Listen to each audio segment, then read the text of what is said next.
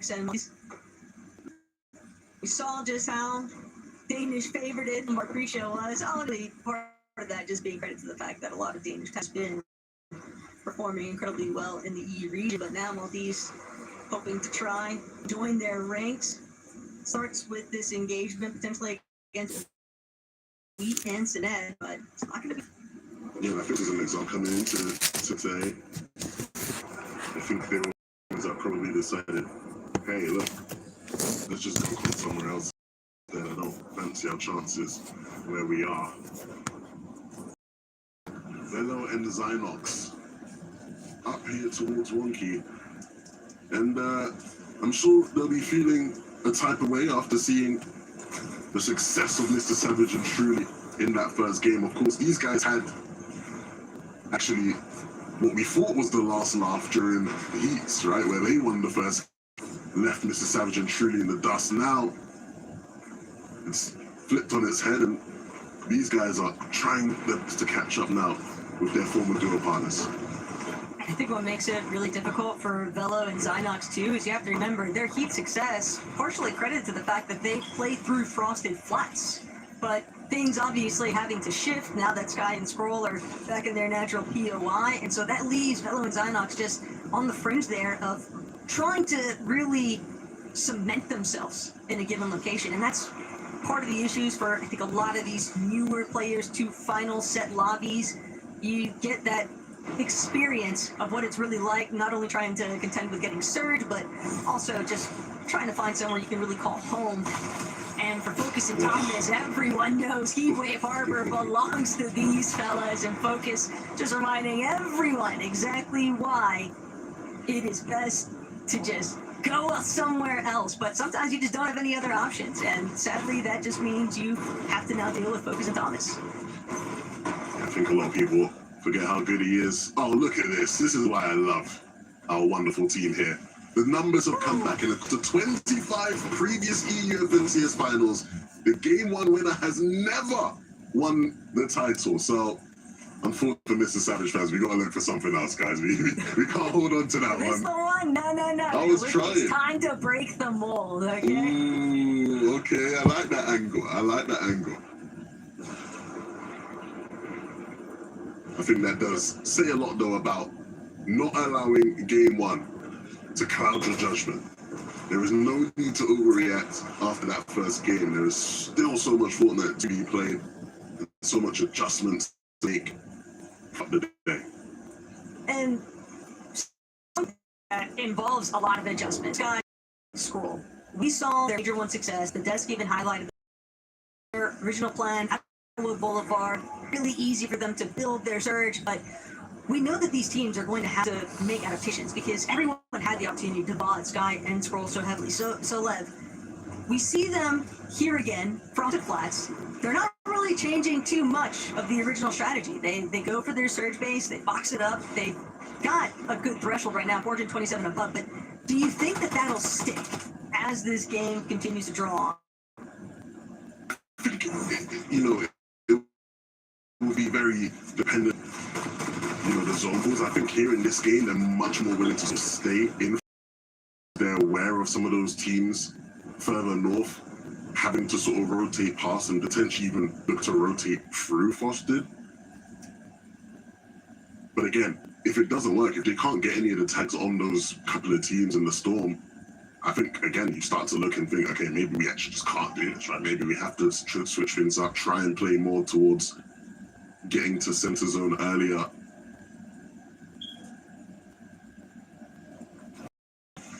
Bit of a risky spot, right? Especially knowing that you're likely going to have to deal with teams like Nebs Nathan, who are already a little bit centrally focused and kind of just waiting to dictate how they want to move this.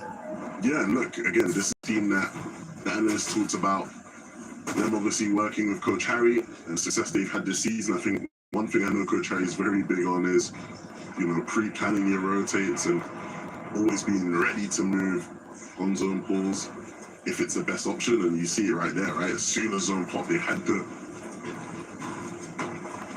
rotation readied. Cammy, Hari, doing what I think a lot of teams at this stage in the game are looking to do. Trying to find vending machines to keep their YHP up in the storm. Pink is going to be the duo that runs into them.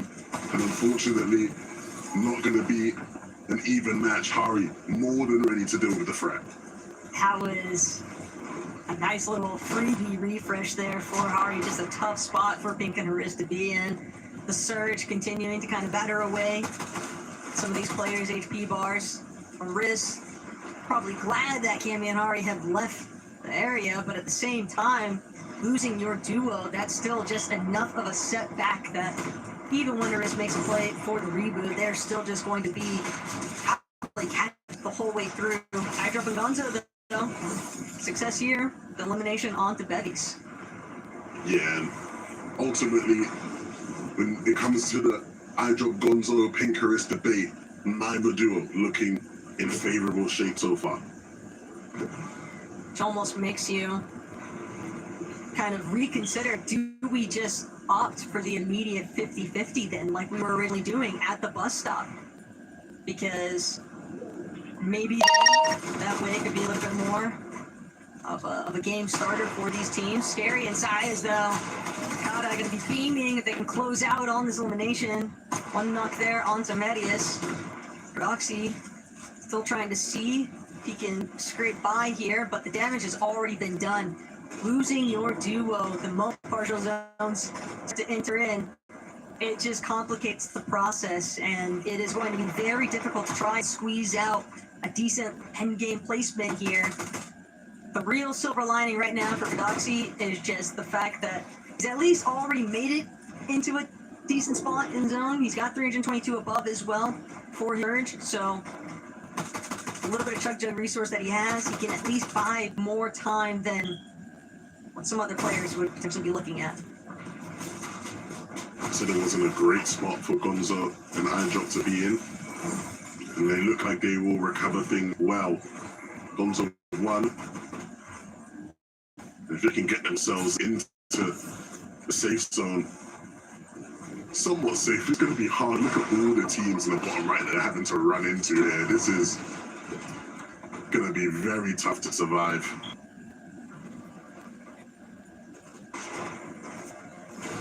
Luckily, though, Sweet, who appears to be just way too weak to continue trying to harass iDrop or Gonzo, so they will manage to continue wrapping around, but they already noticed where a lot of this congestion is pooling. They're going to try to cut across, hope that Darm and Deemish are distracted enough to not really take any shots at them just yet, and will manage to make their way in, but that surge just immediately cut down to a fraction of what it once stood at, from about 500 above to now only sitting 140, and in a bit of a pickle here. They could find themselves sandwiched, but making it just across where Darm and Deemish were at is going to be enough of a gap for them to at least have some room to breathe. Yeah, we're seeing again just how tough it is to move in this lobby if your timing isn't on point. Not just what you lose in terms of shields or build spent, it's the damage that really is the winning factor oftentimes for these teams as far as staying above on Surge. A little cheeky there from Shark and Teeny. Thought they would have a completely open rotation, but for the most part they did avoid so much of this zone congestion that they were able to conserve a good amount of their materials, just fully aware of those duos on height that are kind of staring their direction. Apply a little bit of pressure against the likes of Nidra, but still trying to ensure that they don't get lost along the way. Don't want to get trapped in any of the backside congestion, and they'll navigate their way straight towards that front side position. It's where they prefer to be, that's for sure. Yeah, and I think regardless of what worries you might have about Sky and Scroll, one thing that's for sure, their in-game fundamentals are always on point. And so great pathing these last couple of zones for them will set them up for a much stronger game number 2 than what we saw in the first go-around. Unfortunately, more of the same when it comes to Vico and Malabuka here. Not in a great spot. Vico was a solo, 3 HP remaining in the open, and back to the lobby for our Summit champions. Their story will continue in the next game, Taco, but here in Game 3, the story's just starting for a lot of these duos. Will Mr. Savage and Truly look to recapture their Game 1 success up on high, or will there be another duo that beats them to the punch? Well, at this rate, with the way that Truly and Savage are seemingly clearing out their own line of sight, this is starting to be very reminiscent of that Game 1 success. Kami Hari actually going to be some of the first to try and establish some presence on height, but still, they're not working with a whole lot here. They're going to need to refresh. They're going to need to drop at some point, pick up a little bit of body loot, and not only that, but they're going to have to contend with the likes of Shark and Teeny, who are now starting to make their way to his front side. But fortunately for them, Teeny take it. That's part of the problem that's involved. These overdrives, sure, it can cut you across the front side of the zone, but also leave you rather exposed. And Hari, great awareness there to take out Thomas. But at the same time, loses so much of his HP, dropping for that body loot, and Izzy and Nosif have taken over. Yeah, it just feels like one step forward, two steps back for Kami and Hari. Izzy and Nosif, though. How special this could be for this duo to come through Rock and win this game. We need to be careful, though, because there are still threats in this lobby who will be looking to try and capture from them. But they are not the most trouble team in this one right now. Taco Shark down to the barest of bones. And even with Shark being able to spot the fact that there are other players duking it out right next to him, he knows he has to try and catch somebody off guard. And Bamboozling really the only option here, but Shark won't get the chance. Just brought down by Twi and Cringe, who are starting to really get themselves that front side. They're going to complicate process here for anything themselves a little bit worse for wear when you try to drop layers, try and avoid that overview from the top. On height, you find yourself potentially exposed to duos that are already starting to really control that frontside low position. But no, Riley for Strokey, this could be a big recovery instance for them after how game shaped up. And the fact force Izzy and Nosif to drop from height. I said there were still threats in this lobby. To one of the teams that was going to be a threat. You could see them deep in the storm plotting their ascension. And you see just how quickly the tables turn. Nosif goes down to the hands of Dom, Scroll, and Sky, doing their best to stay alive here with no materials. And that's a key refresh to just keep them ticking that much longer in the game. Problem now, though, is that Sky, he's got to lead the charge here, not only for targeting, but also for leading the aggression. He doesn't have a whole lot of HP, he has to wait for Scroll to heal. But just like that, Darm taken out for Strokey, gonna drop, but recognize there's still a player lurking. It's a little bit too dicey to open up just yet. Sky, though, managing, taking up a little bit of storm takes if it means slightly better position, but it's no use. Noah Riley has got the pinpoint. Shutdown factor, the opening for another duo to swoop in. Asa and Turtle had paid a pretty big price for it, though, with Asa now left to contend as a solo here, and iDrop Gonzo, they could just make up everything for it from the low ground. The pressure from above is just too tough to handle. Down below, the squeeze will continue. And you might just find yourself running into a box that does not belong to you. iDrop and Gonzo, a second of cool that will allow them to heal up.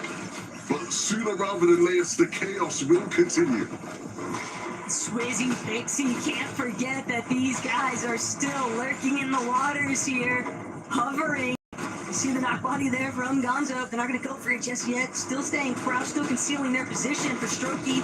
Got to start trying to play Agent of Chaos here towards the teams on low ground. But remember, iDrop doesn't have any materials unless you go pick up some body loot. Finally, Twi going to be taken out of the coverage. It's Pixie and Swizzy who've got more to work with here.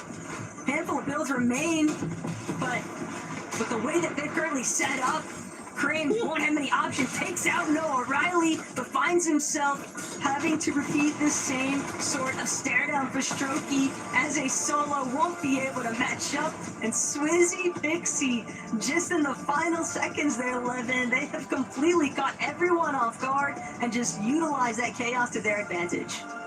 Cringe gave the alley-oop for Swizzy and Pixie to slam it down. What do you make of that one, Frankie? Well, I'm excited to welcome in some new low ground kings in Swissy and Pixie, Takata. Loving seeing them emerge from the shadows. Why bother contesting for height when you can just cut through the low ground, Takata? Yeah, I mean, new in terms of today, because they got 28th game one, or well, that's where they were on the leaderboard going into this match. But neither of these players are new, Midi Miner. Some of the most experienced veterans in the Fortnite space. A lot of high expectations, especially recently coming into these grands for this duo. Yeah, it's very nice actually. It's nice to see them sort of growing into this season. We sort of spoke about them at the beginning of the show, just briefly, sort of how they're the sort of team that will turn up when it comes to the major finals. And everyone sort of spoke about it on the cast, that the best players do turn up in the major finals. And you won't get too better here than Pixie and Swizzy. And what a performance really from them here on low ground. The way they're able to clean things up. Pixie, Swizzy just hit to hit, looking for eliminations after eliminations. Of course, it actually helped out, of course, the fact that they were able to win it by Cringe, but still a fantastically played endgame. And they're a team that I think could definitely end up top 3. I put them in my top 5 at the beginning of the show, so expecting big things. Some of those shots that they were hitting in the replay, especially that shot from Pixie, that one shot was absolutely disgusting, and I loved it. So we're going to see more of that, please, after this break.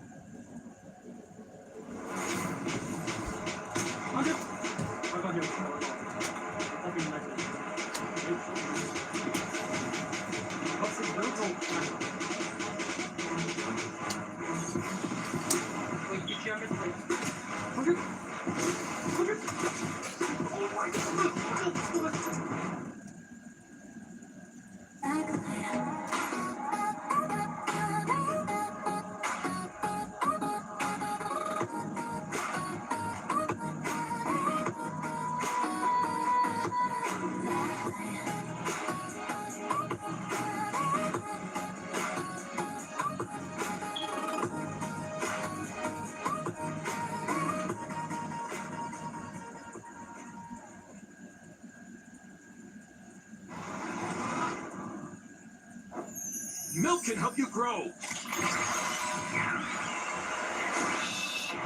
can't prevent your ride from blasting into space.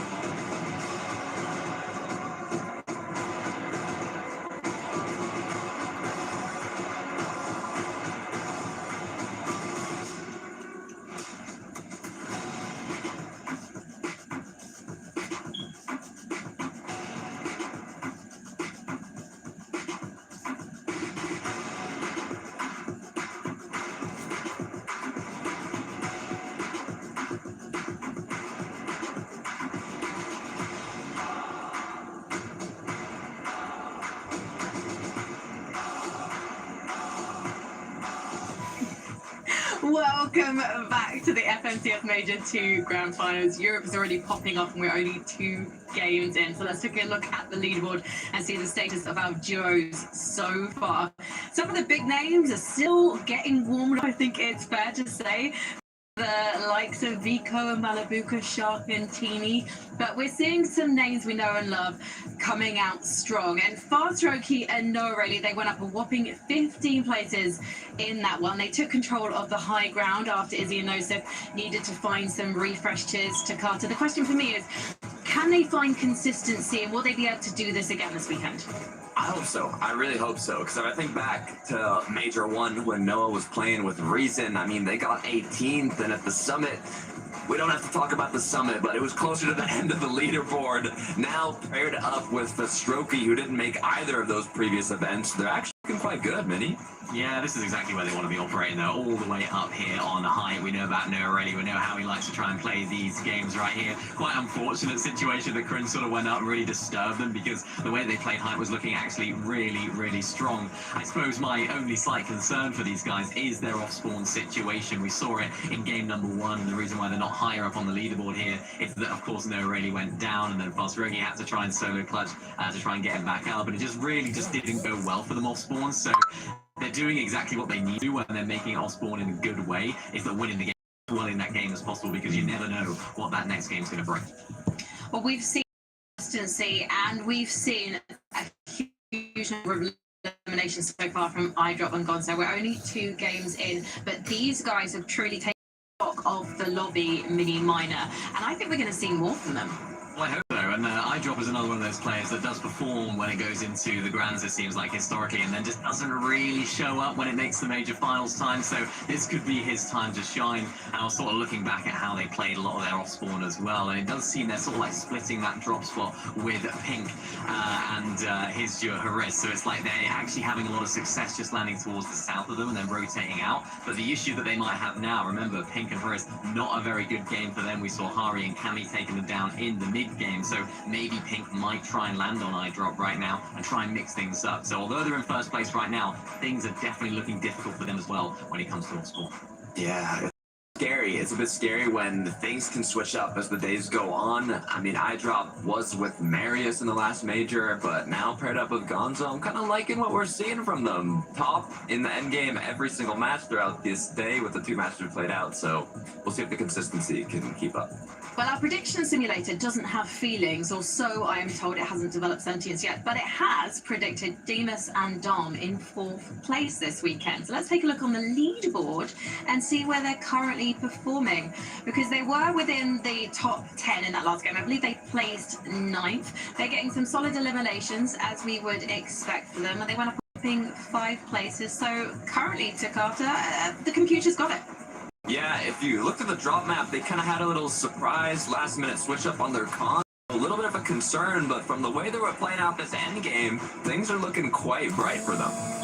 Yeah, they're the sort of team that will show up in these end games as well. They're the sort of team that can really dominate those mid-ground and low-ground layers like they were known for. We haven't seen the best of them yet, and yet they're still higher up in the standings than a lot of our other big names going into this. But I just know their coach Sven will be looking back and looking at how they can navigate that off-spawn, because you're right, they have now been surprise contested here in the grand finals, but it's going their way, so they can't be doing it. And it's going the way of Sky and Scroll as well. I know we have spent a lot of time already today listing our concerns about Sky and Scroll. Now they're deaf to them. They are just continuing on as we know they can. And I feel like the game was a better, more strong showing from them to Carter. Yeah, a couple big points for this duo. Now, we obviously talked about the mid game a lot. They've done 2 separate things so far. They've based up on hills surrounding their drop, and they've also based up directly in their drop and stayed quite a long time, even if the zone was pulling away, and it was working. I mean, they were above surge, they were looking good, but the second point I want to bring up is chemistry. They are both up and running as a duo. There is not as many solo clutches as we've seen previously from these 2 players. Now, they're more than capable of getting those clutches, but I like seeing them with a bit more synergy. And I mean, the Titan players that they both are, I'm excited through how it continues throughout the day, but I'm also concerned going into day 2 if they keep this up, if other players will kind of VOD review that and try and challenge it. Well, I imagine quite a lot of players had VOD reviewed Shark and Teeny, and they'd be surprised by the fact that Shark and Teeny facing difficulties yet again. Minion Miner, what is going wrong for these guys? They just seem to be scuffed, don't they, coming into these endgames? Look at the heals, look at the loot for Shark. Like, this is not the expectation that I had going into the day. Of course, you know, we think back to Heats, and Heats is a completely different lobby. They were absolutely running the show there, but you just can't necessarily play in that same way as you can in Heats and Grand. So it's like, maybe things aren't working out for them in the mid-game. I don't think they're winning a lot of those mid-game fights. That's quite unfortunate there for Teeny. But again, they're not coming into these endgames stacked enough, so they're not able to keep their way going as far as they would have liked. And that was a key element of their strategies going into last major as well. They were able to go into these endgames looking pretty stacked. And if they weren't, they were able to find those refreshes because they're so good at fighting. We're just not seeing any of that at the moment. So it's strange for me. Yeah, you say they can't, Mini, but I feel like if anyone's capable of doing it, it's going to be Shark and Teeny. It's not going their way so far, but I think maybe they'll wake up. You know, maybe they'll wake up throughout this day or maybe even tomorrow, and they'll put on a show for us. I want to see if they adjust their early game in game number 3. It's ready for us now, so let's see if they still decide to keep pressing W with Taco and Levin.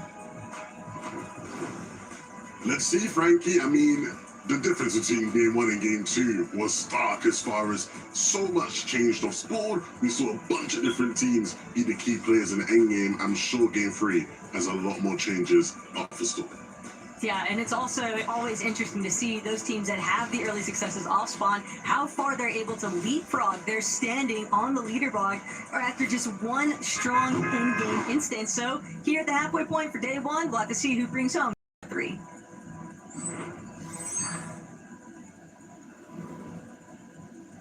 I got my eyes all over the map just to see what is happening. One thing that I think we kind of missed last game that will be interesting initially is Pablo and Chino, who had a decent first game, they ended up being contested at Sinister Strip by Wi-Fi and Boris. And yes, we're going to go straight into it. Wi-Fi and Boris bumping into the off-board against Chino and Pablo, and it might be a second win for them here. The shotgun and the Wi-Fi. And I don't think Chino has anything to match it. Pablo goes down as well, and that is 2 wins in a row now for Wi-Fi and Boris up against Chino and Pablo. What a turn of events, Taco.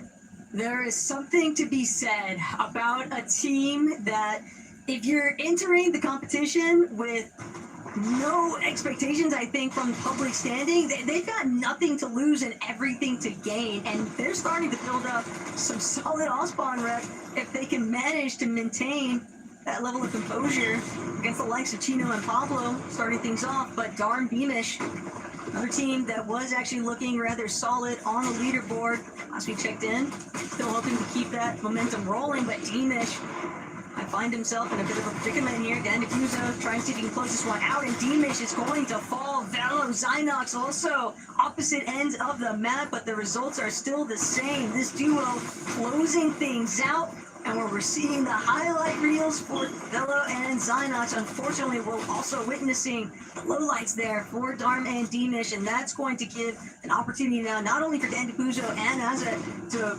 really play this match through, trying to see if they can convert it into a solid endgame placement, but also just means that the leaderboard has opened up. No, absolutely. And these are the types of things that, again, start to set the pace, start to set the tempo for the rest of the day and the day we still have to come.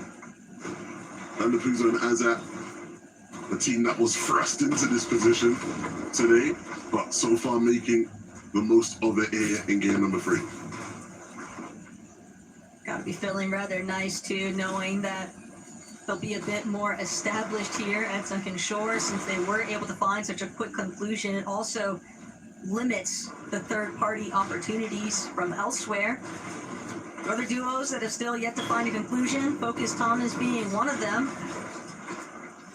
They are trying to see whether or not different line of sight could open things up a little bit further here. Thomas, though, going to look to get up close and personal, and won't even be necessary because Focus has already done the dirty work. Ignatic going to immediately jump in, and now Thomas trying to get chased. He's got to close this one out. Doesn't want to allow Nada to recircle back around and potentially eliminate Focus fully.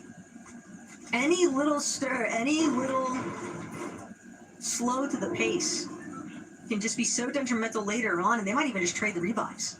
Yeah, they're going to trade the res. I think you can see that Thomas's fragger instincts. He wanted to try to close things out. opted instead to try and trade the revive, but it looks like Rick doesn't want to actually do it. He decided he had the opportunity to revive himself, and he opted against it. Not sure if that was the play with the maids. He's just given so much time. Yeah, if Thomas can get the revive off anyway, then it's a real big loss. It doesn't matter. He'll drop and take Rick out. I think you definitely take the revive trade there, especially since Thomas almost didn't want to give it to you. Take it and run. All right. You.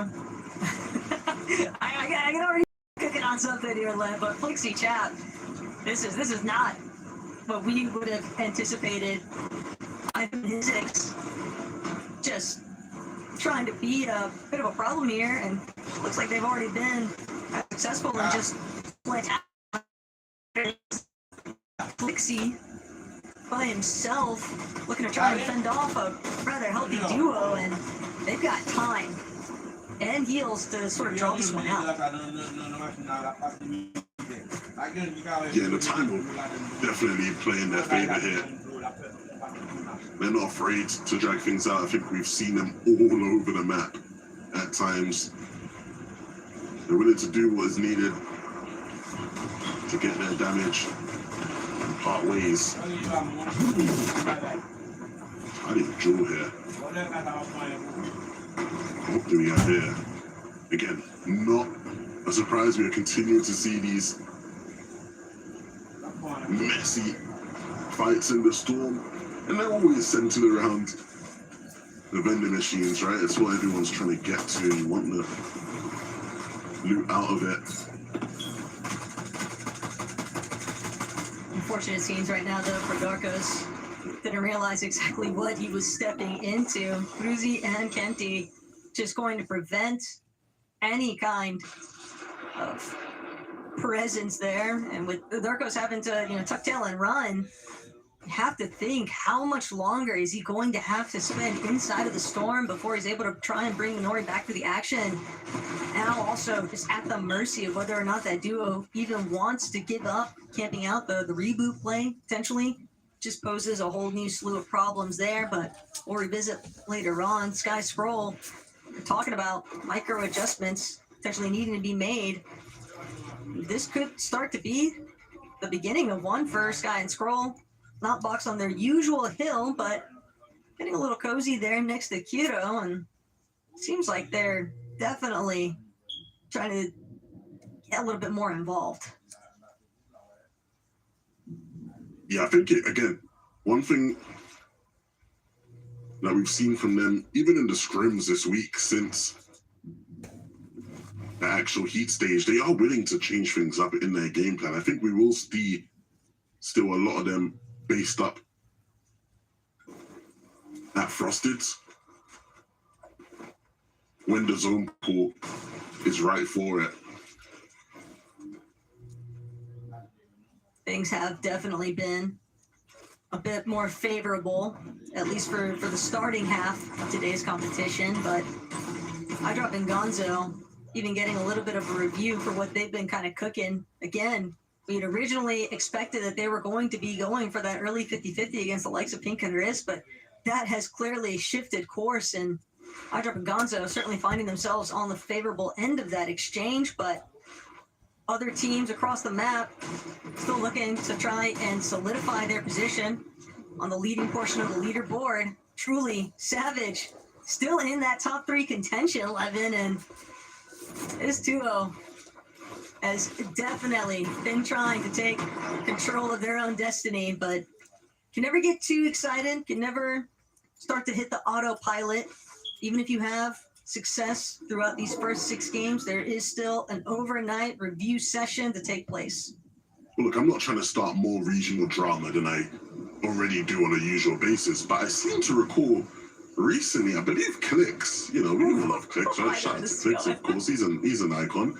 But I seem to recall a clip of Clix recently talking about why he doesn't feel EU is as entertaining to watch because Mr. Savage, who's the biggest name player, the one with the most fans, the most numbers, isn't typically in contention to win and compete for wins. And it does seem to me that maybe Savage took that a bit personally here, because clearly they've come into today's Grands with the intention of showing that they can compete, that they are a threat. Let's see if good old Mr. Clicks will be doing the same with Rapid on NA later. Let's not get too ahead of ourselves, though. Definitely leaves a lot on the table right now, though. Because for those that were privy to that initial sort of spat, you also have to remember Savage, he's backing up his words right now. He was kind of, sent some return fire towards Clicks, and now ball's going to be in his court if he can maintain this level of composure throughout day one. Shark Teeny, though, definitely a bit more of a problematic day than what anyone would have originally wagered. This is a team that most were probably expected to already be in that leading portion or top 3 contention right now. But at the same time, when eliminations are worth 4 apiece, you can never factor them out. Yeah, 100%. And I think that's been part of the analysis a lot of people have given, right? A lot of it has been, hey, even if Shark and Teeny do have a slow spell over the course of some games, they're also going to have their high spell where, we saw in the heats, they can get double digit and then wins. Chat, Flexi, not in the most ideal of positions here. Still the same team, Ivan and Hizix. This has just I been think we're seeing our first grudge match of the weekend between these two teams here, Taco. This is exactly where Chat can have that opportunity to shine. He's been remarked in the past as, leading fragger on EU, and now given an opportunity to really try and present himself in that manner. Granted, it is a steep ask given the loadouts, given the position he was left in, with Flixie having to play for the reboot and whatnot. And not only that, but for Hizix and Ivan, they invested a lot of time trying to build their surge, of course, against Chap and Flixie, but even with some of their success, the amount of damage they took in return, I don't know that the numbers are necessarily super heavily in their favor. And that's going to result in them, again, just having to continue dragging things on from that position. And like you said, Lev, a bit of a grudge match even. And I don't know that if it's not me, it's not going to be you either, is the game to play against a team that's already global certified. Yeah, that's a battle you will lose more often than not. So hopefully they have someone listening to your commentary right now, Taka, who can advise them wisely. Cammy and Hari, a decent start to the day, and a team who I think, even though we associate Cammy with such high levels of greatness, the reality is they haven't been a team that people have put in contention to win FNCSs in quite some time. But still one of the teams who sneakily is just always going to be quite consistent. This is a team I'm really excited to see, though. Swizzy and Pixie coming off the back of a win in Game 2, showcasing why they are going to be one of the best teams to watch throughout today. You see Swizzy up in that base in the trees, a spot that we've seen Swizzy sitting in all season long, playing from this spot, and a spot that has definitely reaped plenty of damage for this duo. And even very early on in this season, Swizzy and Pixie made it known that they wanted all. Chat, my phone is at 1% right now. If the stream ended, that's mean my phone dead. So yeah, I will come back. Like when it's game 5, game 6, I will come back. Okay, if my stream ended, that's me like my phone dead. Okay, because it's at 1% right now. Nigel, who were the other duo landing at Battlewoods, were like, even like Swizzy and Pixie were like, nah, we're taking all of Battlewood. And so it's good to see that things are working in Suzy and Pixie's favor. We'll see whether Chuck and Midro are able to get the most out of the current arrangement. And it just goes to show, Taco, their intention there, right? These guys aren't coming to mess about. I think they see that an FNCS Championships is within grasp.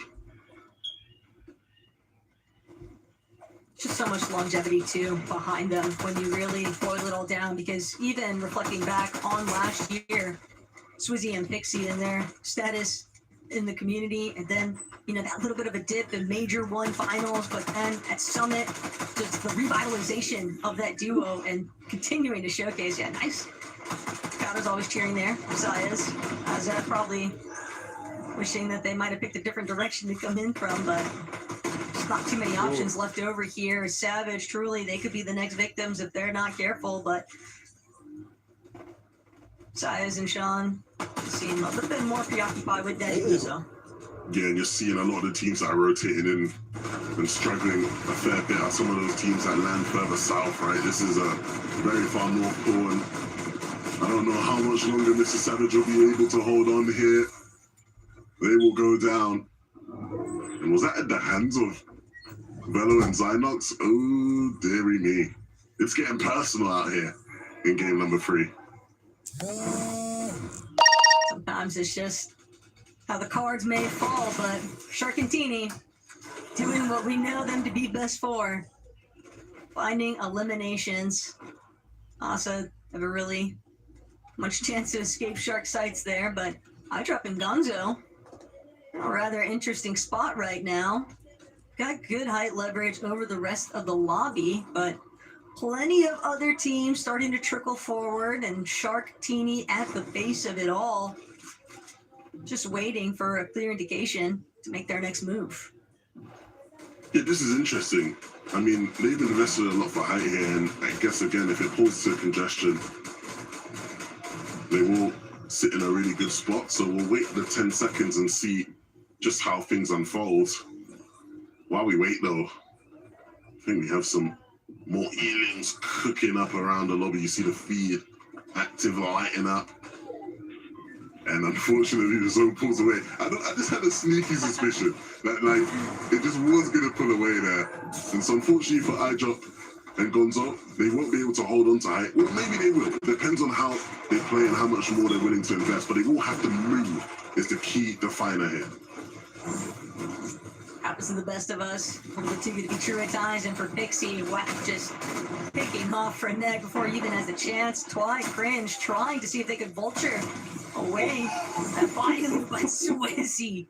What a response. These two are definitely firing off on all cylinders right now, Lev. And again, it's something that we kind of touched on where you're almost waiting for that big performance out of Swizzy and Pixie. We are looking at the first and second, individually speaking, from last year's Global Championships, and they have really started to come into their own form in the second half of the year. Are you watching YouTube again? Yeah. Good to see them picking up the pace. What's the dog? But they'll have much to do if they want to catch up to the level we've seen from Sky and Scroll in 2026.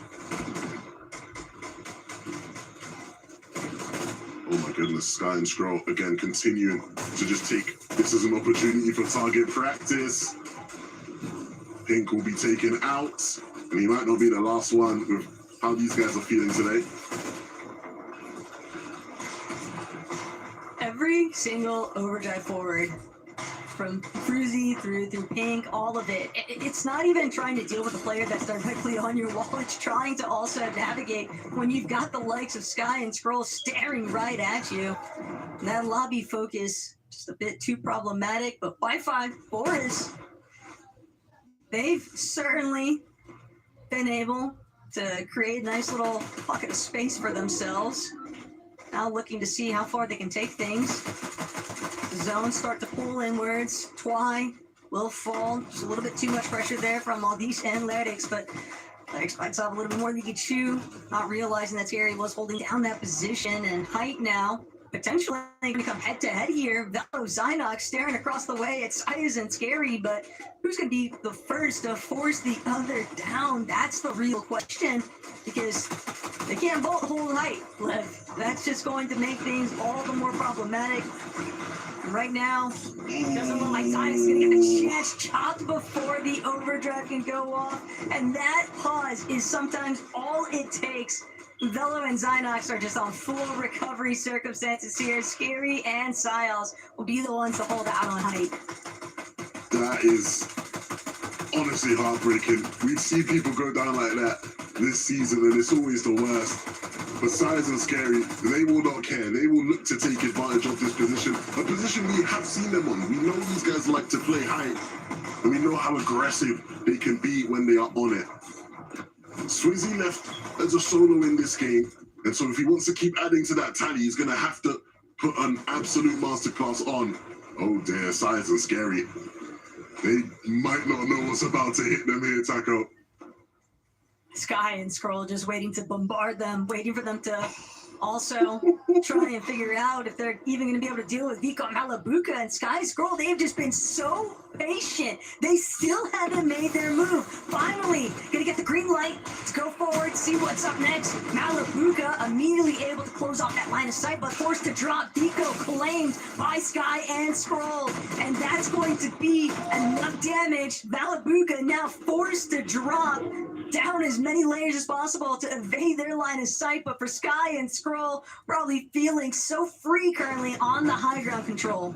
Patience is their virtue, and they absolutely will be pleased with how that turned out. Allow Vico Malabuka to do all the dirty work for them, and so as the rest of the lobby thins out below, Teeny stuck in the storm, stuck in the face of Swizzy, and that is not a box you want to open up. Swizzy with 4 already, and he's going to keep the game rolling. Rotates on in, needs to be careful that he does not find himself the target of Scroll's next attack. But the players will still continue to scramble in the storm here. iDrop with plenty of heals, just trying to stay alive, trying to farm as much placement as possible. Now just have to gauge whether or not Storm Sickness could potentially be the issue here. Academy falling right in front of Swizzy, but Swizzy just trying to use up the last. Won't manage to make it. The Storm takes just a little bit too problematic, but Sky and Scroll, they're still moving. iDrop definitely getting active on his own accord here. 3 eliminations, Mythic Pistol in hand. The healing hasn't been enough just yet. Malabuka, though, managing to make something out of nothing despite that early hiccup. Well, he does get cut short there by Hardy, but at the same time, this is still Sky and Scroll big enough to be pretty hefty victory royale, and it's one that they for sure needed, as now only a handful of solos really trying to intervene, but iDrop won't be able to escape the visuals. Hari still kicking, but Frosty and Party, they'll likely be forced to tangle with each other for Sky and Scroll even into the mix. Ooh, it's a game for the solo clutches. Hari chucking his name in the hat. And even if he has no chance of winning this fight against Sky and Scroll, he has done more than enough in this game so far. A worthy account of himself, and he'll stretch it out. It'll make it a bit more difficult for them, but you've got to think it's a matter of time until they deliver the crucial shot to win this game. Sky and Scroll announcing to the rest of EU right now that they are still the top dogs. They are still the team to beat, and here in game 3 they will pick up the win. Hey, maybe with a little bit more HP there, we might have seen something different. Hardy was doing a great job at kind of sending Sky and Scroll every which direction looking for him. But yeah, Lev, ultimately, this was a big standout performance here from Sky and Scroll. So let's see what the gang has to say. Sky and Scroll were determined to send a message to everyone watching and to the lobby. As they pursued Vico and Malabuka across the sky, they showed us all they're not just the low ground team anymore. Not just the team that we expect to solo clutch. They are here to take this entire lobby competition by storm, Takata. There were doubts. A lot of doubts for Sky and Scroll. Their mid games weren't looking as good. They are shutting everybody up very quickly. Devastating end to the summit, and now it has fueled them. What I love about how they played out that end game is normally when you see them on mats, a lot of teams will ride the wave. I like to call it, kind of play that backside as slowly rotate on in and do anything you can to get as many placements as possible. Sky and Scroll, before I continue that talk about the end game though, looking back on the rotate here, this actually got them from 400 above to over 1,000 above. And on this high ground retake, look at the mats, 8 builds on Scroll. Sky didn't have much more, but it did not matter. And instead of playing low ground with low mats, they sent high ground, Mini, and it worked out so well. Yeah, the timing there was just absolutely perfect. They used all their chug jugs. You can't do that if you're an unconfident team, and these guys are definitely confident. Even what we talked about at the beginning of the show, playing height so effectively well, they were able to use a lot of those overdrive grenades to maintain height despite not having all the builds, and then of course get back up on it when they were able to get refreshes. And I think that's sort of synonymous with what we've seen from Sky and Scroll today. It's like we haven't seen the Sky and Scroll that we're used to, and of course playing height is not the Sky and Scroll we're used to, but it's somehow working. So maybe we're going to see a bit of Sky and Scroll height play throughout this weekend, because remember, it's not the first time they've ever played height. They were playing it a little bit last season in the sort of heats and some of the div cups, so it's not like it's completely alien to them, but maybe they're just adapting to how this lobby's playing out. And it honestly does seem like height is a little bit more free at the moment, because some of our best height teams aren't performing very well. So could this be a new sort of era in this weekend for Sky and Scroll? Well, Takata, as you pointed out in the replay, we also saw a fantastic mid-game from these guys. That cheeky elevated position, taking so many shots at the lobby from a secure position, not getting themselves in trouble, showing us the big brain plays that we know this duo can deliver. But what did our other duos deliver? We'll discuss that in just a few minutes. What's up, bro?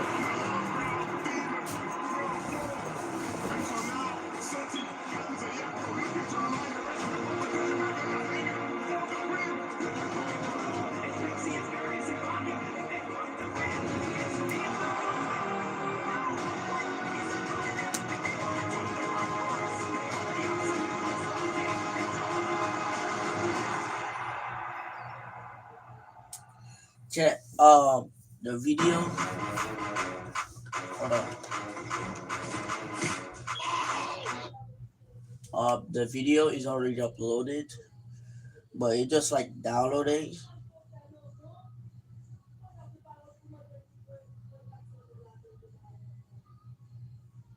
The video that I said was uploaded tonight is unfortunately you have to download this morning. So I don't know what is happening, but it is slowly uploading. I don't know if it's already uploaded. I don't think it's uploaded yet.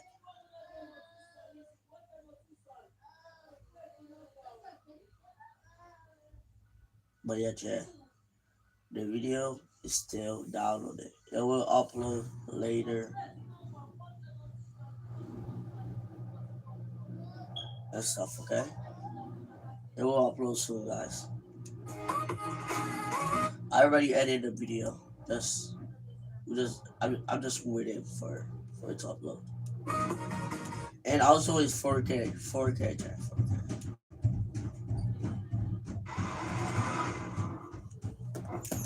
Milk can help you grow. Milk can't prevent your ride from blasting into space.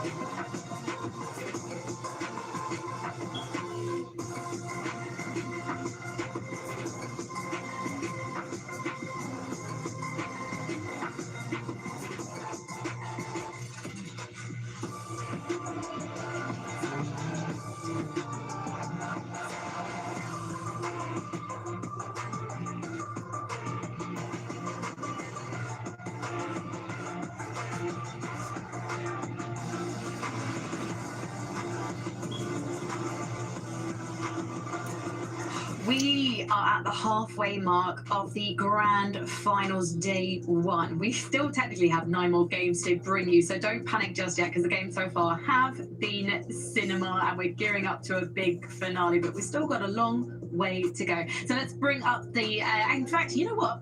Actually, we're not going to bring up the leaderboard just yet because I want to see some numbers. So let's bring up the players in focus powered by Milk, because it's always good to just, bring up these individual performances and just check out who's really stepping up to Carter. Yeah, and you can see in terms of eliminations, up top is actually Swizzy. This is what you love to see. And the only player with 2 of the stats is Sky Mini. Yeah, I think maybe 1,700 of that AR damage was probably done in that base that they were just in that end game, because they were just absolutely frying right there. But expected to see them, of course, up there as well. Bill's plays eye drop as well, sort of shows how far those guys are consistently making it into the game. And Ivan as well, maybe a player you wouldn't expect to be getting all those solo clutch points. So a lot of what we'd expect, maybe Swizzy a little bit of an anomaly right there. You wouldn't expect Swizzy to be in that position, but he has the capabilities too. So it's like, yeah, there's a few different surprises on that list as well as the overall day. Well, let's take a look at the leaderboard then. I teased it earlier, and there's definitely some duos standing out in terms of consistency right now. Cammy and Hari are making a big case for a duo that is gearing up and may very well soon find themselves at the top mini minor. Yeah, this is a really good surge from these guys, of course. I think it was a solo clutch from Hari there at the end. And of course, remember, this is a team that still needs to qualify global championships at the end of the year. And so far, Takata, it's been a decent enough day for them. I think decent's really the only way we can describe it. It's not been absolute fireworks yet, but they are still in that sort of top 5 position, despite not having incredible performances. But that's enough for them right now. Yeah, I'd say that's more than decent. I mean, top 5, like we mentioned before, it's 9 spots that qualify to the global championship, but that's not including the teams that have already qualified. So, if, the teams that already qualified are in that top 9, which is already happening, it's going to go down slowly. So happy with how Cammy Hari performed. I'm happy to see Swizzy and Pixie performing on day 1, guys. I literally even made the joke Swizzy at Summit when they were trying to get the points up on Championship Sunday. Just pretend that the second half of the games, it's day 2, because we know that that's when they can perform. But now they've had a victory royale, their momentum is building to Carter. Can they sustain this? I think so, because maybe they switched it up. It's not a day thing anymore. It's a game 1, right? Game 1, they got 25th place, 1 elimination. We erase that, okay? We forget about it. Since then, 1st place, 7th place, 6, 7 eliminations. They're racking it up, Mini. Yeah, they absolutely are. Swizzy in particular, we just saw it right there on the graphic, of course. How good is Swizzy playing right now? He does have this in him, this sort of solo potential to just light up a major finals and a grand finals, and that is exactly what Swizzy is doing right now. We are seeing absolute prime Swizzy gameplay. We saw it right there, full box, didn't even need to take a shot to take out Scary right there for him, but just lovely to see him. Look at that for a shot as well to none other than Teeny. And this is what we expect from these guys when you think about the names. Remember, day 1 last major, they didn't show up at all. I think they were like 3rd last or something on the leaderboard after day 1. This season, absolutely different, completely different on the other end of the leaderboard now, and sort of where they belong when you look at the names on the screen. It is quality seeing Swizzy take down Teeny. They were both solos in that end game. And actually, if we bring up the leaderboard, we'll see where that clutch from Teeny has got the duo. So they finally made it inside the top 10 to Carter.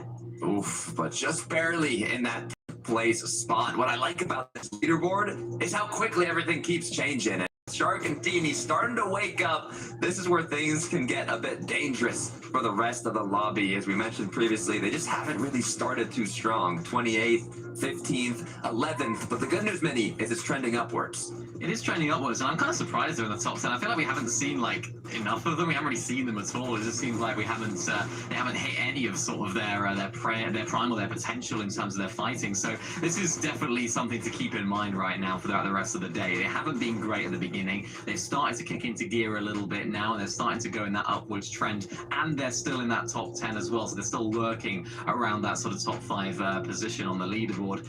There's still time for them, and I think they'll start growing into the day even more, because it's difficult. I mean, they're going in as favourites as well, Frankie, so it's like, this is a completely different sort of format for them in terms of how they expect themselves.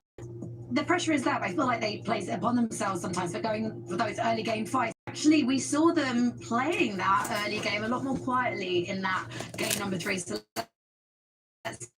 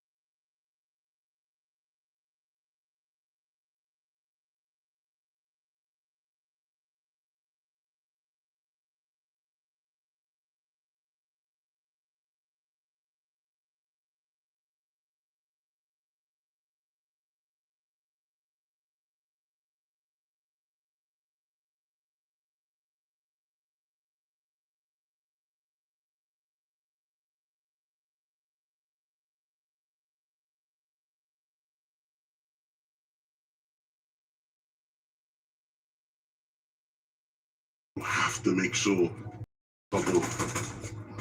They're looking to just take the fight straight to Ping will retreat. Just a moment, but so far no O'Reilly for Strokey. I don't think they'll complain about how things have gone. Not in the slightest, but for Ping and Goes, part of that, I think patience, part of that, I don't want to call it hesitation just yet, but you don't see them wanting to go all out because they know we need to try and convert, we need to transition into some endgame instances if we want to have any real opportunity to finish strong here in day one. And that's something that Twy and Cringe have also been contending with. They've had a very solid day so far, but they've got to look and defend it. You don't want to run out of steam in the secondary half, and just like that, Twy doing an excellent job at confirming the initial off-spawn. And that'll be another off-spawn loss for Radiant and Bimbo. We have not gotten a chance to see that duo really play at all today. And that will be some nice early damage for Cringe and Twy. As long as they don't take any more damage. I did see a player in the distance who looked like they wanted to get involved. I think it was Polo.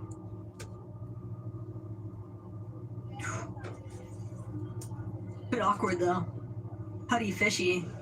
Clearly kind of smothered out of Wonky for the most part. Taking another look into what's been building here at Cluster. No rally for Strokey. 6 on the leaderboard heading into this match and certainly wanting to defend that position.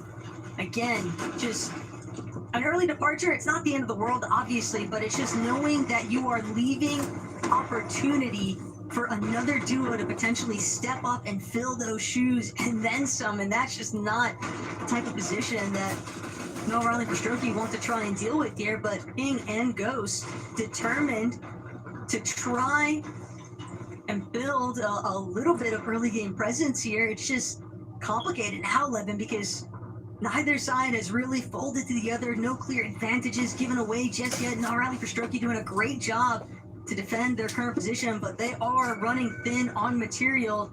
The Pulsar scanner as well working against them, giving away their exact location. That's going to be the green light now for Ghost. He's trying to get active, trying to force his way into their box, but if he's not careful, Strokey might be able to catch him on an off angle, creeping around, and Noah Riley might even be able to get the job done by himself.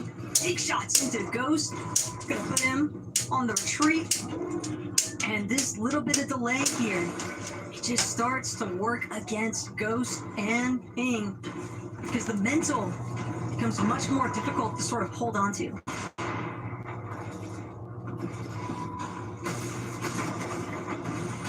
Well, that was a change in pace. I was about to say things have slowed down, and then instantly Ping and Ghost will go for the jump. And that is right in their favor. Let's take a look at Ping's POV here. Yeah, he just noticed for Strokey and turned around, left his back open, and did not pause at the opportunity. Former duos now fighting against each other. Pink and Vico. And this is a very tough spot to be in for both of these teams because, again, Vico and Malabuka just having to really get a taste of success in that last lobby, but for Pink and Mariz sticking a little bit more towards middle of the pack area, and they're trying to break that mold. Yeah, and I don't know how much longer Pink's going to be able to hold this wall. I don't think he's gone to boot camp in Germany for this one, and so eventually Vico is going to just take it. You don't let him have it, but holding on only does so much.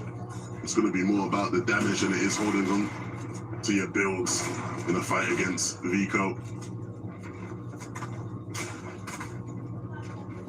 Both teams, though, starting to realize that they're getting tagged.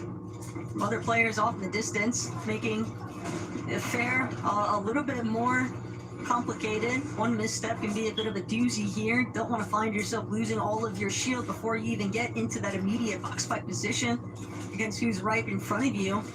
But for Riss and Pink, still forcing Vico and Malabuka to stick around a little bit longer here. Both of these teams likely going to be forced into finding some closure here eventually, because this is very likely going to be the Surge battle that carries them through the mid-game. We'll take a look at how Focus has this one elimination. Oh, let's not replay that one back. I think for Kiwi's sake, I think they'll appreciate it if we never show that again. Of course, we saw those two teams fighting in the previous game, but the key thing is Thomas and Focus in that previous game didn't have the best of times, right? Obviously, the zone pulled very far to the north, so we know they struggle sometimes on those far pulls. Bertini and Shark, a little look into what went right for them at the very beginning of this match, but still more to sort of contend with here. X-Force Bevies now stepping up to the plate and delivering some pretty big swings here. Shark forced to fall back. He's going to have to leave it in Teeny's hands to see whether or not they can even extend this fight any longer. And Teeny with a big answer back, but it's so short-lived. Now down to Shark to decide, can he deliver on yet another huge solo clutch instance, but with so little HP to work with. Bevies trying to force his way into where Shark is at. He knows just how injured, how weak he is, but Shark doing everything in his power to still hang toe-to-toe with Bevies. And that last shot going to be enough. Shieldcraft will force Bevies to reconsider just how desperate he wants to be, trying to take these big swings up against the likes of Shark. But Shark one more time, now ready to go on the offensive. He's had his opportunity to heal. Bevies, similar stature, but no one able to find the winning angle just yet. But for Shark and Teeny, this is still just enough of a slowdown in the pace. X-Force and Bevies did everything right to begin that one. And then you make the play of jumping in 50-50ing Teeny, and he just punishes you. And from there, it was just not happening for them. The second you make it an even 1v1, respect to Bevies, but I think everybody watching this is taking Shark every day of the week in that scenario. And that's so tough. You saw the second he realized, wait, this is Shark and Teeny, we just are fighting. He was like, yeah, I mean, Shark's healed up. I'm not trying to fight him. He instantly went for the overdrive nade to get away. I think that tells you everything you need to know. Shark and Teeny will remain in this one. X-Force and Bevies will not. It's a tough break, but at least they know they'll still have a couple more lobbies before the day is over. Interesting quick stat on display there for Sky and Scroll. Something they've been notorious for in past tourneys has just been the solo clutch points that they've been able to accrue at one point or another. But here in today's competition, they have done an excellent job at just making sure that they stay together throughout the full process. Pink Haris, though, still tagging along in this endeavor against Malabuka and Vico. Both of these teams just finding themselves going deeper and deeper northwest of the map, navigating all the way back towards the vending machine, which is the initial starting point, to be fair, for Vico and Malabuka. So Pink and Haris, they've got to be rather cautious here. Some of these pre-existing builds they know could most definitely belong to Vico and Malabuka, but this wraparound of the mountain from Malabuka, that could pose such a huge threat later on. Pink and Haris, they don't scout that one out, might just be their demise at the end of it all. And the way the elimination feed is starting to light up, I have to expect that Malabuka found exactly what he was hunting for all along. His Yanis and Rax closing in slowly but surely.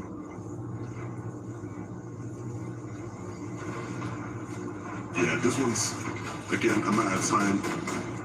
They just have to play the waiting game, really. Bit of counter fire, but yeah, you don't have to jump in and rush in too quick. If you're Rax, you can allow Janice to get back involved and look for a pinch again. And that will be that.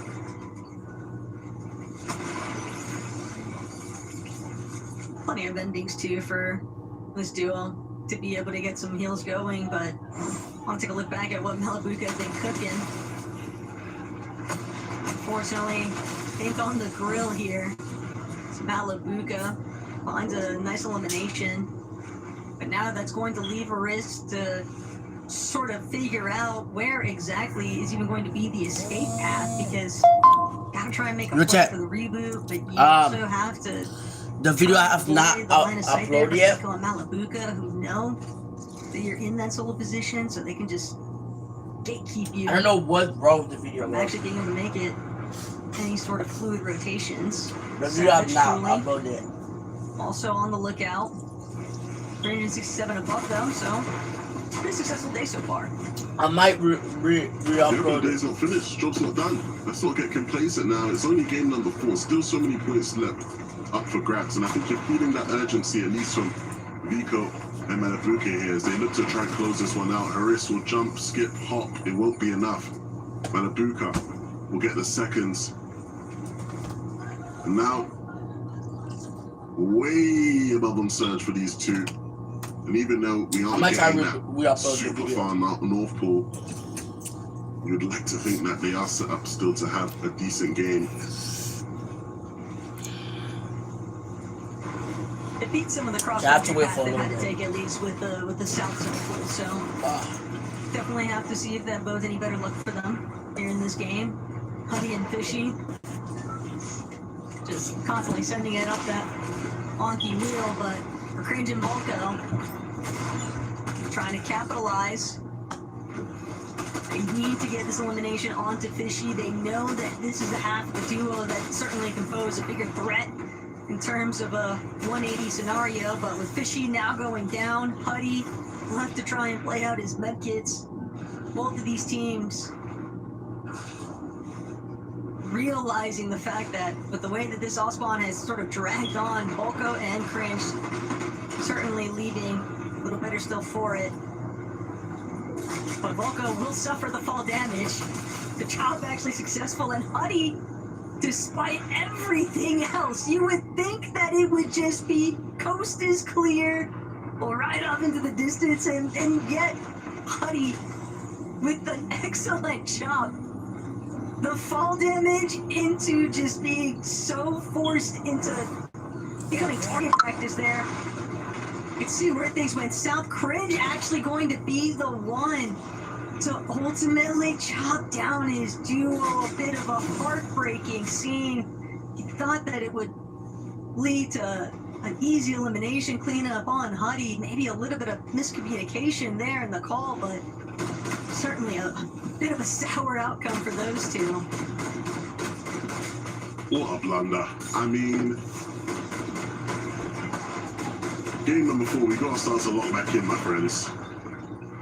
Can't afford to make mistakes like that one, and it's one that will be a sore mistake, because the reality is Cringe and Volko have been the better duo on the day, and they've been looking much better than Putty and Fishy have, but now giving those guys a bit of room to start their recovery journey. Sires and Scary, we saw their misfortunes up on height not long ago, and they need to right those wrongs. But that starts with getting into the zone, and it's not easy to do. You can see all the players in the zone around them. And now that they're split, Maldus in between, Sires is going to have to try and get back to his teammate unscathed, which I don't think will be the easiest of tasks. Scary does well to get the damage, just tip them above on the storm surge threshold.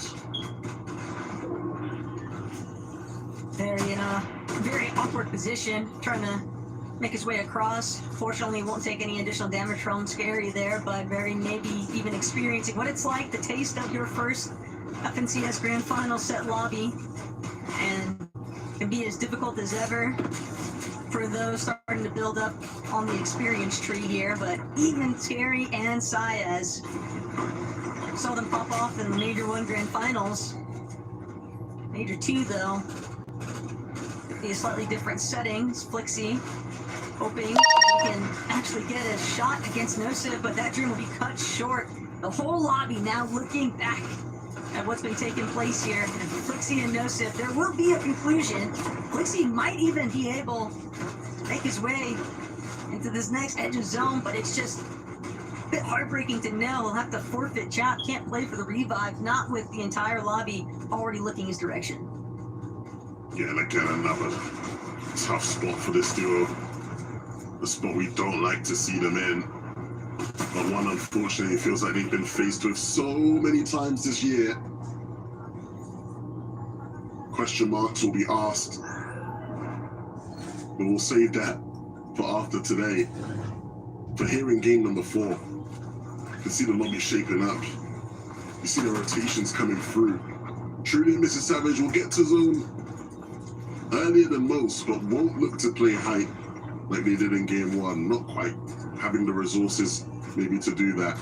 Mats will be dropped to Mr. Savage to put him in a much stronger spot, but there's other teams above them already now. If they want to play height, it's going to have to come later. Actually a bit on the prowl there, though. Almost seems like he was trying to set up for a pre-edit instance even.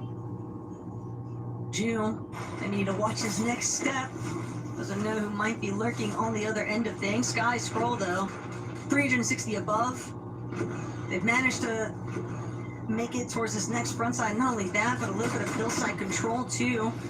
They aren't the only ones looking to try and utilize a bit of height to their advantage. Hari, Cammy breaking through. Also going to start traversing their way forward. But Polo and Godoy, actually seemingly some of the first teeny sharp, though. Disaster striking yet again and one more time. Falls in Teeny's court for whether or not he'll be able to get another deep endgame run here. We saw him do it in the last lobby. The solo clutch points certainly began to factor in and put them into that top 10 contention, even on the leaderboard. But still, Evan, this is just not the sort of place that you would expect these two to be in. Yeah, and this is the problem that analysts have been highlighting with them. Well, I'm going to switch focus for a second, Taco, because this is something so many people were expected to see more of. Marius and Fredoxy set up to play height, but they are down on Surge. They have no materials to hold on. They blocked their own overdrive, and Fredoxy will go down. Marius will quickly look to follow him, I think, back to the lobby. Will jump in the box, but there's nothing he can do, and just like that, the height take is over. We knew that they were going to be a team that wanted to psycho height, but let's not factor that one into the count. Let's see whether Fredoxy and Marius can get recovery point maybe in game number 5. Still, thoughts in the right place. Vico, Malabuka going to get cut short here on the rotation, and that's going to be Malabuka's downfall even, as now Vico left to sort of sift through these varying layers. Does find a little bit wiggle room here, separate from the rest of the lobby, but Twy and Cringe directly underneath them. How long can he really hold down a frontside position? Yeah, where's Savage? So many of these healthier teams kind of surrounding him, and Twy, Cringe even willing to tank a little bit of these storm ticks if it means being able to actually claim some of this frontside positioning here. Is Savage truly one elimination, but they're going to need plenty more if they actually want to put themselves in a contending position here. But now it's all down to Mr. Savage. Truly won't be able to make it back where his IGL was at, because Vico still doing everything in his power to keep trekking forward. The high drops will come through. They won't go uncontested. Mr. Savage will quickly fall. But there are still players in this lobby who will look for it. Hellfire and Windfoot on second height there will look. Teeny as a solo, I don't think will be in contention to take it, but he might just cause problems for some of the different teams in the layers around him. Quickly gets wiped out as they spot the threat. And so now, some of our top dogs, some of our top players will look to continue to build on their leads. Unfortunately for Pixie, he'll go down, and that leaves Swizzy in another clutch situation. And Swizzy gonna just barely manage to switch to a slightly higher layer, but he's still deep in the thick of it and won't be able to make his way out. Just cut short by another team already in the mid ground. Sky Scroll, though, front side, low, leading the charge. Cammy, Hari just one layer above them, but for Sky and Scroll, a little bit more fixated elsewhere. Yeah, Sky and Scroll do well here to get the elim, but their biggest threat is going to be Cringe and Twy, who are controlling a lot of the front side of the zone right now. Cringe and Twy quickly will look to stagger their rotation, and you see right there, instantly go and claim that space that Sky and Scroll like to occupy. And so there will be a fight that breaks out between them soon. You've got to think Cammy and Hari will stay second height though. They look to be the biggest threats to Polo and Godoy. Interestingly enough, though, Sky Scroll, they managed to overtake, but Twi Cringe still working their way forward. Overdrive ready to try and head straight into battle, but Hari, Cammy, somehow, some way, making it up towards height from the low ground. Still, they need a refresh. They need a little bit more material to work with here. Cammy is just claiming whatever space he can find up above. He knows he's got to start applying some pressure. Some of these duos underneath, they're going to need every little bit of these teams clashing with each other, just putting them in that slightly leading favor as Scroll, the great refresh there, going to be able to reconvene with Sky, and these two are looking to really draw this one out up against the likes of Cammy and Hadi. Ari now going to start to drop, doesn't have any material, so he'll try to play whatever angles he can find, but you can't forget about where Cammy is at, trying to play that little bit of distraction factor, and all the while, Cringe healing through it, waiting, poised to strike, staring down this mess unfolding right in front of him, and he sees the first knock that's taken place. Hari has been taken out. Cringe now going to look to strike. First shot doesn't connect, but he gets the second on the Sky. Still 1v1 showdown, and Scroll bringing it all the way back. Cammy did everything right up until he had to fight it out at the very last moments there. Another big congratulations though for Sky and Scroll 11. They are coming alive. Once again, the solo almost made that a much scarier situation, but Sky and Scroll will be more than happy with the output. Yet again, Sky and Scroll doing this as a duo. This is not something we got to see in the heat, but now we're seeing why this duo was the duo to beat at the start of the year. They are showing up big time, Takata. They were getting us worried throughout, the start of this major. People are like, they don't have Boulevard anymore. Their strat's not going to work. They just that strat. It's not going to happen. But Minnie, the consistency is back. This is what we're used to seeing with Sky and Scroll topping the charts. Leaderboard has been incredibly close throughout the whole day. Sky Scroll pushed themselves into first place after the last win. Now they got a back-to-back. I'm sure they're going to be flying up. They're looking so good. I mean, these guys are absolutely popping off right now. They're the only team really that's got that sort of semblance of consistency. It seems like so many of our other teams are having really good games, and they're not so good games. It's kind of topsy-turvy, ups and downs at the moment. But